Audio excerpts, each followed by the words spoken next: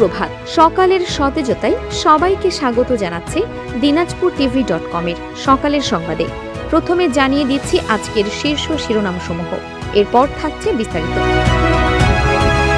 দিনাজপুরে আপত্তিকর ছবি তুলে নারীকে ব্ল্যাকমেইল, যুবকের বিরুদ্ধে মামলা দায়ের। জুলাই গণঅভ্যুত্থানের শহীদ পরিবারের পাশে ছাত্রদল, পঞ্চগড়ে উপহার বিতরণ।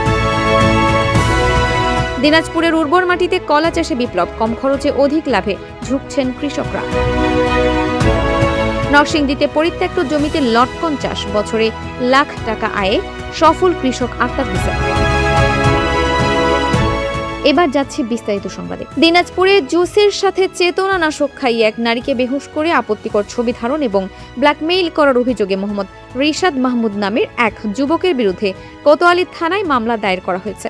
ভুক্তভোগীর নারী প্রতারণা ও চাঁদাবাজির এই মামলাটি দায়ের করেন। এজাহার সূত্রে জানা যায়, মীমাংসার কথা বলে কৌশলে ওই নারীকে নিজের ভাড়া বাসায় নিয়ে গিয়ে রিশাদ এই জঘন্য অপরাধ করেন। পরবর্তীতে ছবি ও ভিডিও সামাজিক যোগাযোগ মাধ্যমে ভাইরাল করে দেওয়ার হুমকি দিয়ে দফায় দফায় নগদ টাকা ও স্বর্ণালংকার হাতিয়ে নেন তিনি। পুলিশ অভিযোগটি আমলে নিয়ে আরও 2 থেকে 3 জনকে অজ্ঞাতনামা আসামি করে একটি নিয়মিত মামলা রুজু করেছে।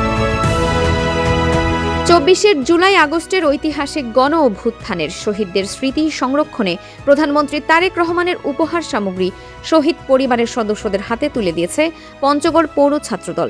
কেন্দ্রীয় নির্দেশনার অংশ হিসেবে গতকাল বিকেলে পঞ্চগড়ের চাকলারহাট ইউনিয়নে অভ্যুত্থানের শহীদ সাগরের কবর জিয়ারত ও বৃক্ষরোপণ করা হয়।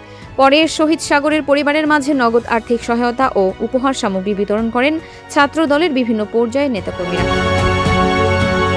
দিনাজপুরের সদর, বীরগঞ্জ, বোচাগঞ্জ ও বিরল সহ বিভিন্ন উপজেলায় এখন ব্যাপক হারে কলা চাষ হচ্ছে।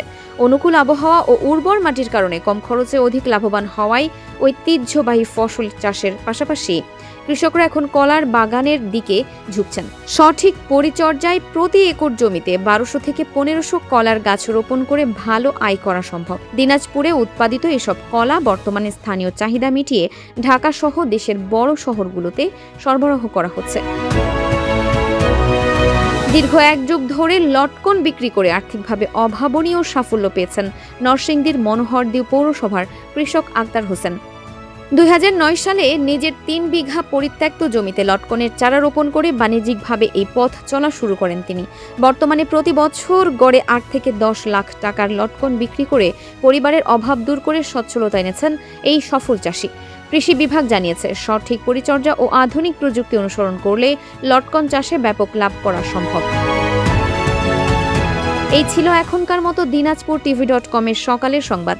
দেশ, বিদেশের ও উত্তরবঙ্গের সর্বশেষ সব খবরের তাৎক্ষণিক আপডেট ও ভিডিও দেখতে আমাদের ফেসবুক পেজটি ফলো করুন এবং ইউটিউব চ্যানেলটি সাবস্ক্রাইব করে আমাদের সাথেই থাকুন। ধন্যবাদ।